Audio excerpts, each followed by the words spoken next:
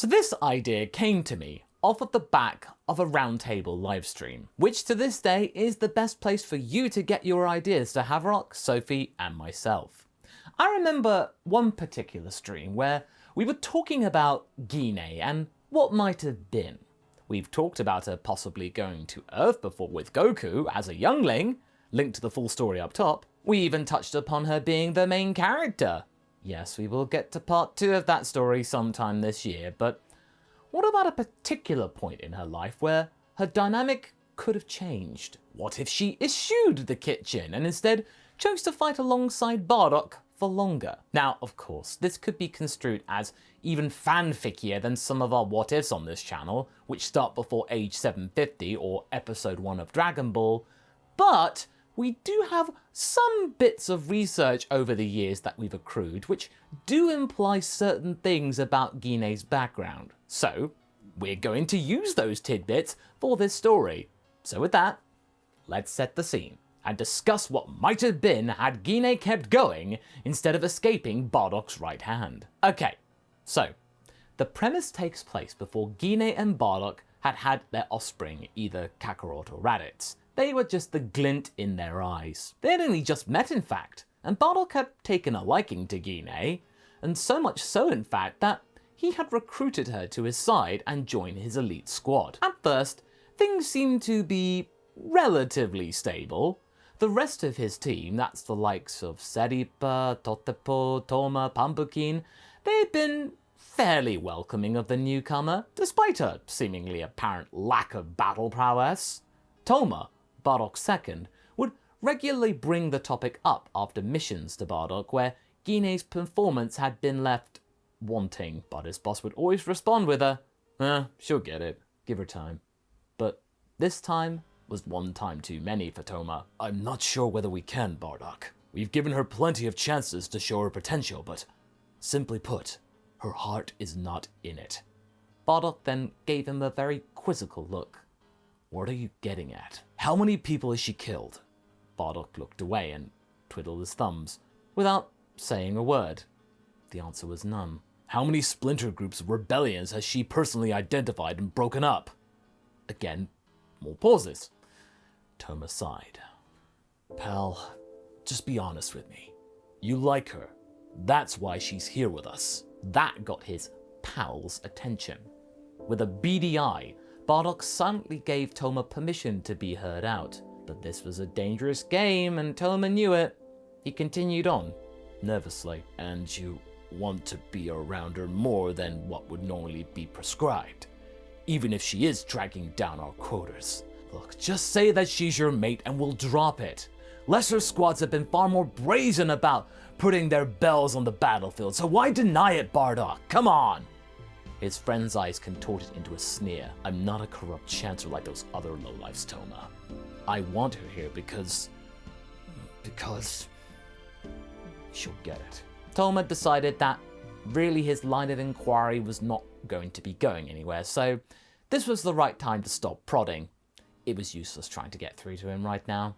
There needed to be a more obvious flashpoint to prove to him once and for all that this whole exercise of having Gine with them, even though it's a complete mismatch, would lead to either one or more of them being killed in an unsaiyan-like manner. Well, Toma, you'll get your wish. That time came on their next mission.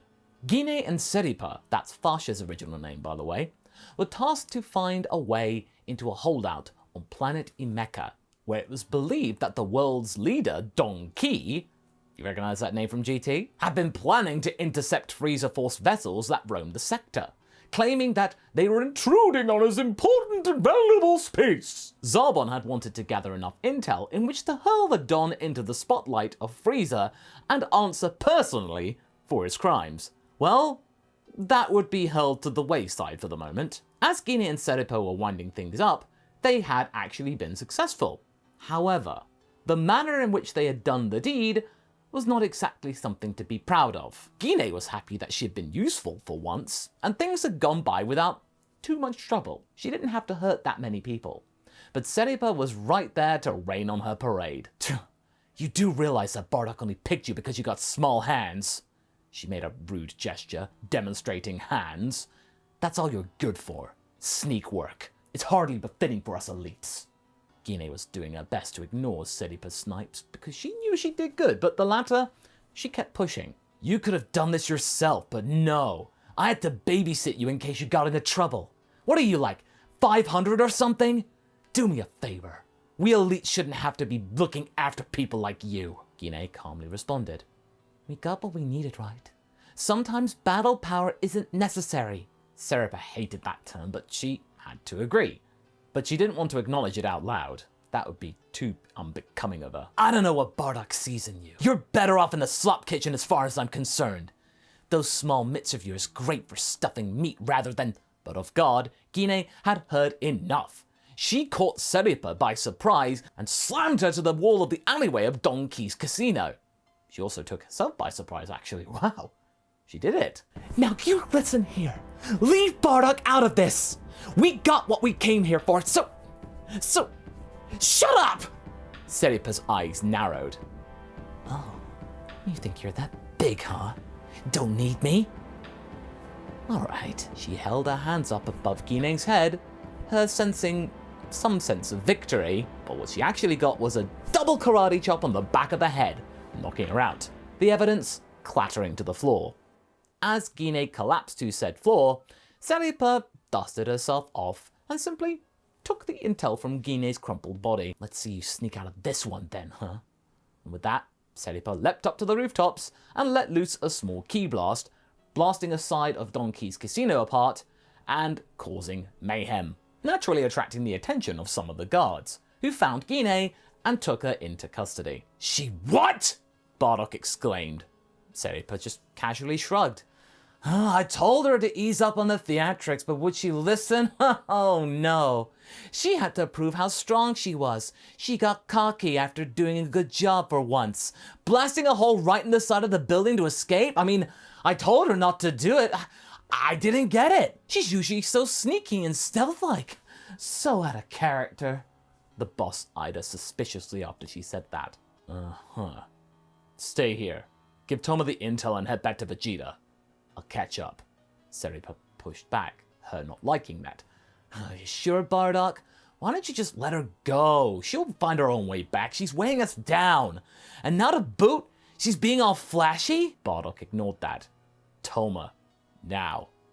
With that, Bardock headed out to Donkey's casino to retrieve Gine. Now, as you could most likely imagine, this wouldn't really be a hard exercise for him.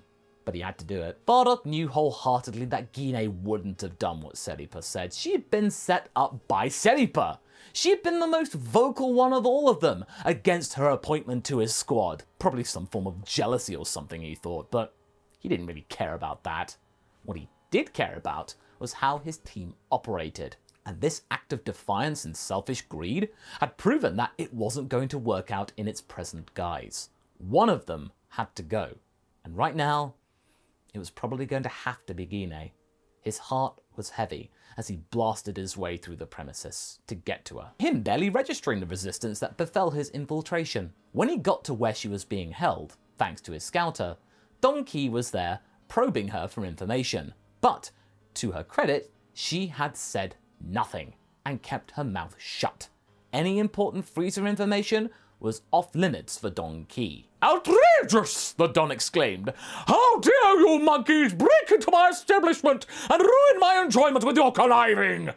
Bardock shrugged at all of this protestation. I feel like it won't be the last time a Saiyan darkens your doorstep.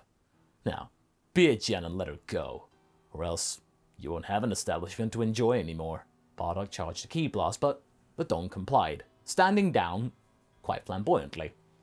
Gine hung her head in shame as she was being released. She had been simply played. And now she was about to get an earful, supposedly, from her beau and boss. As the two pods of Gine and Bardock returned to planet Vegeta in tandem, the two of them were talking the whole thing over. I bet you must think that I'm incompetent, Bardock. It's so disgraceful for a Saiyan to be caught up like that. Bardock chuckled. Why is that funny? Gine exclaimed with annoyance. Isn't it obvious? You got played. Seripa set you up. What? Did she really think that I would fall for that old bait and switch thinking that you did all of that? Knowing you, You probably got it all done without a hitch or something and she turned on you. Gine silently acknowledged that deduction. So what now? Do we report her? She replied with a lot of hope ringing through the speaker of Bardock's pod. Nah, what's the point? It'll keep happening. I can't afford to let it do so. Or you getting hurt. Maybe I should bench you for a while or something. Gine was shocked. Granted, she knew that her place wasn't naturally on the battlefield, but she did not like the idea of her being the one dropped despite her doing nothing wrong. Her use case being very much apparent to Bardock. Bardock, you can't be serious! I didn't do anything wrong! I know, he retorted, slightly irritated. But if we want to maintain minimal prying from Freezer and his mooks, we can't have events like today happen again! Seripa's a scumbag, I get that. But you'll take the fall based on my power level. I see how it is. She fell silent, closing her comlink.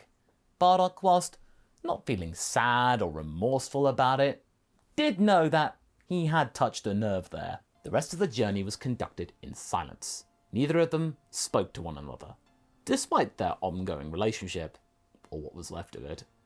Gine had to think about this whole ordeal a lot on her own. Where was her life going now? It was, honestly, hanging in the balance. Either she accept her fate and retreat to the kitchens, or she fought back.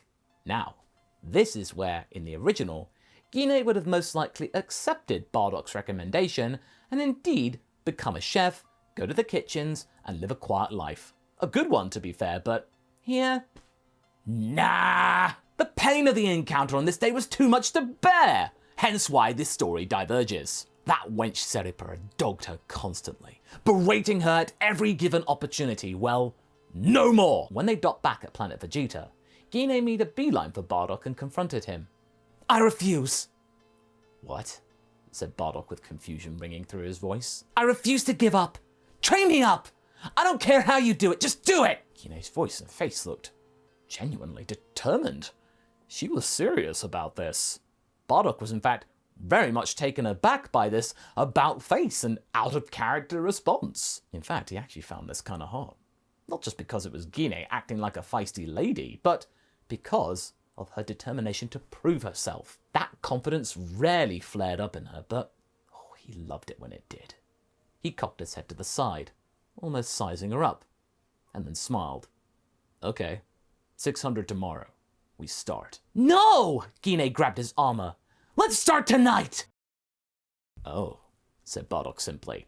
And that night was rather raucous. After that spirited night, the next morning was spent out in the wastelands outside of the main spaceport of planet Vegeta.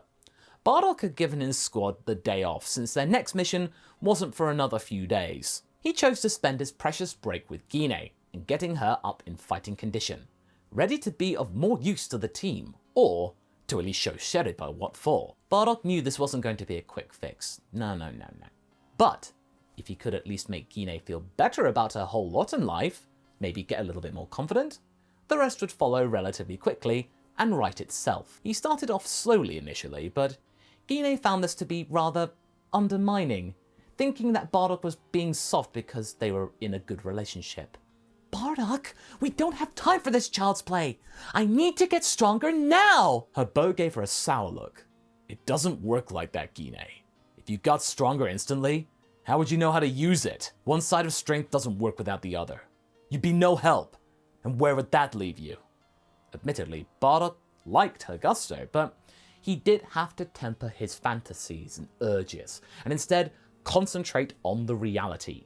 Gine had asked to be trained like a regular Saiyan, like any other new recruit. If she were going to get anywhere in this life, they had to follow the book. She was ready for all of this. But that's where we're going to be leaving things for right now.